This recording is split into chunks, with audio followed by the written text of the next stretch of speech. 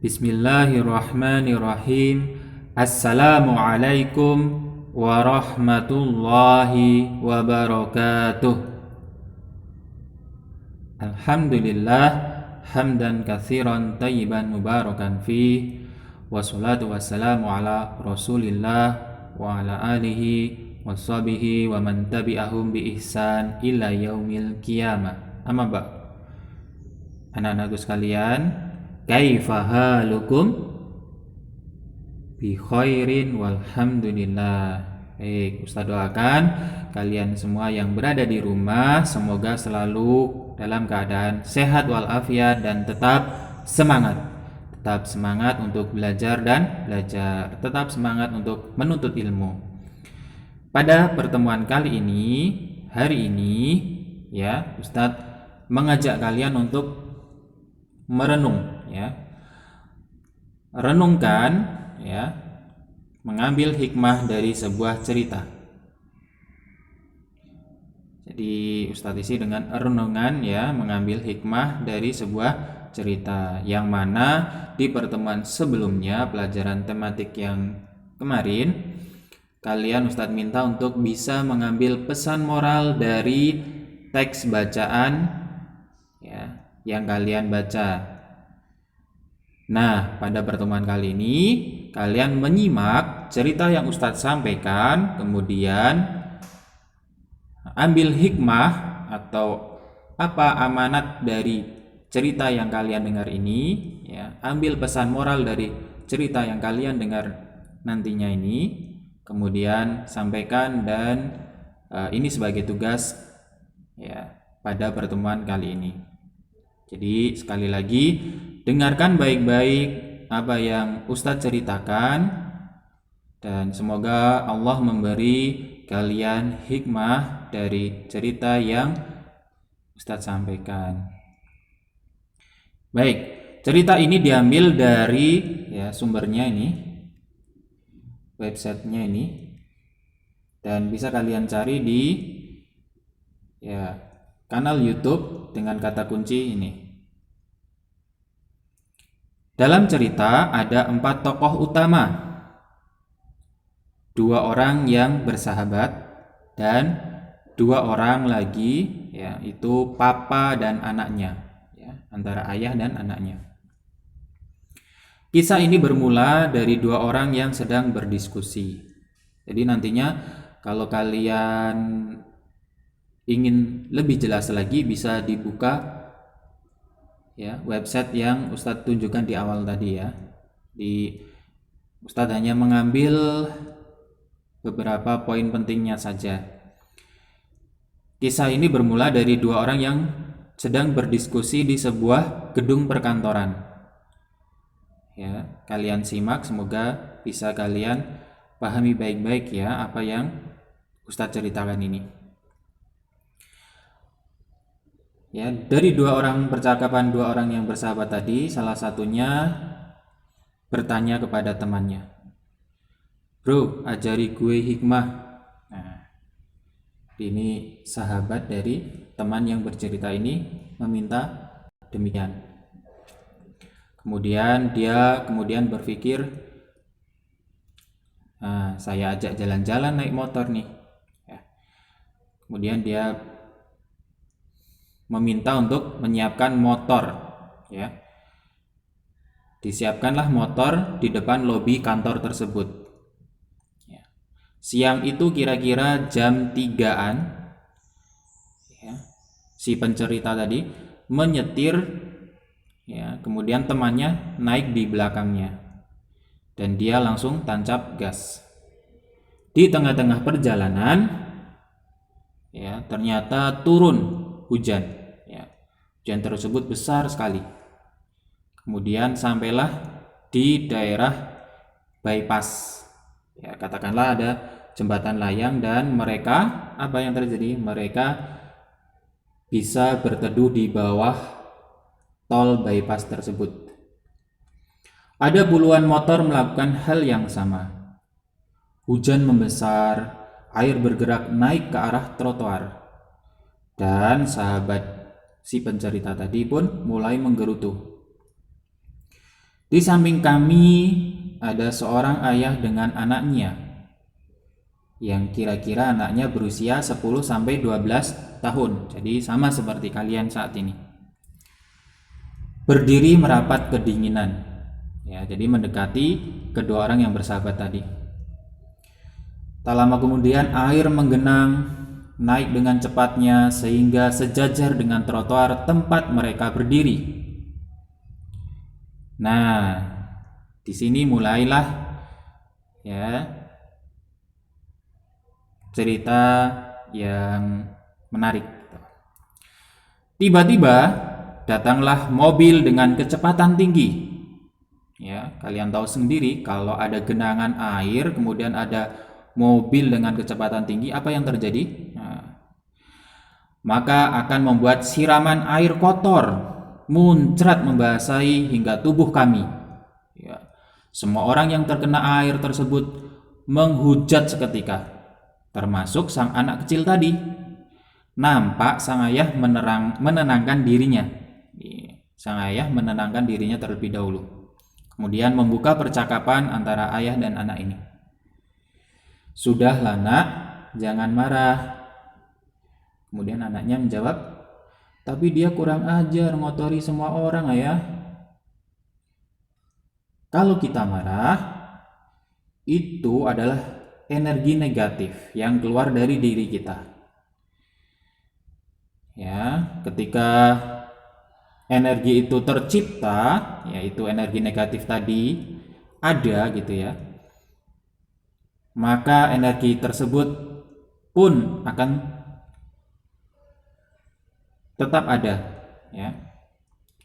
Kemudian karena bumi ini bulat dan kehidupan itu berputar, maka energi negatif tadi akan kembali ke diri kita sendiri. Nah, daripada mengeluarkan energi negatif, maka pesannya ya si ayah gitu ya, mulai sekarang kamu harus bisa mengeluarkan energi hanya yang positif. Misalnya, doakan orang tadi agar selamat sampai ke rumah. Jadi orang yang membawa mobil dengan kecepatan tinggi tadi sama ayahnya diminta untuk doakan yang positif. Ya, doakan agar orang tadi selamat sampai ke rumah dan doakan dengan ikhlas. Ya. Kemudian dilanjutkan, doakan semua orang yang berteduh di sini selamat sampai rumah dan tidak terkena penyakit. Doakan pengemis di pinggir jalan. Doakan apa saja yang kamu lihat. Anak sekolah yang baru pulang, tukang sapu jalan, semua orang yang kamu lihat doakan. Nah, percayalah hidup kamu akan lurus, mudah dan selamat dunia akhirat. Papa selalu mencari uang halal untuk keluarga. Siang malam, semua Papa doakan. Mamamu menanak nasi, dia berdoa. Ucapkan doa baik kepada petani yang menanam, petani yang menggiling padi menjadi beras, pedagang yang berjualan beras tersebut, pengendara yang membawa beras ini sampai ke rumah, ya, dan menjadi nasi yang kalian makan gitu ya. Kemudian ikan yang dimasak pun mama selalu mendoakannya, sehingga apa yang kita makan sudah disyukuri. Nah, inilah. Tak lama kemudian, sebuah Alphard warna hitam tepat berhenti di depan mereka dan pintunya terbuka. Sang anak cara, "Mama," ya, naik ke mobil tersebut. Nah, kemudian si pencerita tadi merenungi pembicaraan antara Papa dan anaknya. Terima kasih ya Allah, hari ini luar biasa, sebuah pelajaran yang saya dapat. Lalu kemudian dia melirik ke sahabatnya.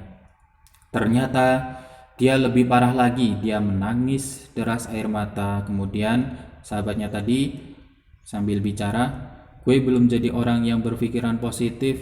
Ya Allah, terima kasih atas pelajaran kali ini ya." Kemudian ditambahkan taubat hamba gitu. Dan mereka pun diam saja menanti hujan reda. Nah, dari cerita tadi ya, kita ambil pelajarannya diantaranya adalah ikhlas dalam mendoakan orang lain ya. Doakan semua orang, doakan apa saja yang kamu lihat ya. Di antaranya juga tadi tentang apa yang kalian makan gitu ya. Ketika kalian makan, katakanlah nasi, kalian ingat nasi itu berasal dari apa? Padi, kemudian diolah menjadi beras. Dalam pengolahannya baik cara tradisional maupun modern, ini prosesnya tidaklah segampang yang kalian bayangkan ya. Dari padi hingga menjadi beras, dan beras tersebut didistribusikan sampailah ke pasar, kemudian dari pasar ibu kalian beli, kemudian jadilah apa? Nasi. Nah, ketika jadi nasi ini dan kalian makan, ingatlah jasa-jasa orang yang ada di dalamnya, petaninya ya, pedagangnya, orang yang mengantar beras, pengendaranya gitu ya, dan seterusnya. Juga ikan yang dimasak pun ya kita doakan siapa saja yang terkait dengan kegiatan tersebut ya, nelayan yang menangkap ikan, kemudian dilanjutkan dengan pelelakan ikan, didistribusikan oleh orang yang menjualnya ke pasar gitu ya, dan sampailah dibeli oleh umi kalian, kemudian dimasak dan kalian makan. Doakanlah orang-orang yang terlibat ada di sini. Tanpa mereka kalian tidak bisa makan ikan ini. Ya, tanpa jasa gitu ya, tanpa jasa mereka yang bekerja di dalam ini, kalian nggak akan bisa sampai melahap ikan tersebut. Begitu pula nasi. Ketika kalian menyuapkan nasi ke mulut kalian ya, memasukkan nasi ke mulut kalian, ingatlah jasa-jasa mereka, doakan mereka ya. Kalian biasa bayangkan apabila di Indonesia ini tidak ada yang mau jadi petani, apa yang akan terjadi? Apakah kalian bisa makan nasi dengan enaknya? Belum tentu ya. Warga Indonesia ternyata tidak ada yang mau jadi petani, misalkan seperti itu. Nah, apa yang akan terjadi? Maka akan terjadi kesulitan memperoleh beras ya, sebagai makanan pokok kalian, nasi itu ya. Nah, ini untuk pertemuan kali ini. Jadi tadi ketika ya terkena sesuatu yang tidak mengenakan ya, cipratan air kotor yang membasahi tubuh gitu ya, apa ya, sudah jangan marah ya. Marah tadi adalah energi negatif yang akan tetap ada, dan hal itu ya, karena adanya perputaran gitu ya, maka bisa jadi energi itu akan kembali ke diri kita sendiri. Nah, mulai sekarang kamu harus bisa mengeluarkan energi yang positif saja ya, dengan mendoakan orang tadi agar selamat sampai tujuan. Ikhlas dalam doa-doa kalian. Doakan semua orang yang kalian lihat ya. Ya, siapa saja yang kamu lihat, dan ketika kamu mensyukuri nikmat dengan makan nasi ya, memakan ikan dan seterusnya, ingatlah di dalamnya ada jasa-jasa orang yang mengusahakan hal tersebut. Nah, itu saja untuk pertemuan kali ini. Semoga bisa kalian pahami dan kalian terapkan dalam kehidupan kalian. Ingat sekali lagi, tuliskan pesan moral yang ada dalam cerita tadi, tulis di buku tulis dan dikirim ke Ustadz untuk tugas hari ini. Sekian, wabillahi taufiq wal hidayah. Ustaz tutup dengan doa kafaratul majlis. Subhanakallahumma wa bihamdika asyhadu an la ilaha illa anta astaghfiruka wa atubu ilaik. Banyak kurangnya dari Ustaz mohon maaf. Wassalamualaikum warahmatullahi wabarakatuh.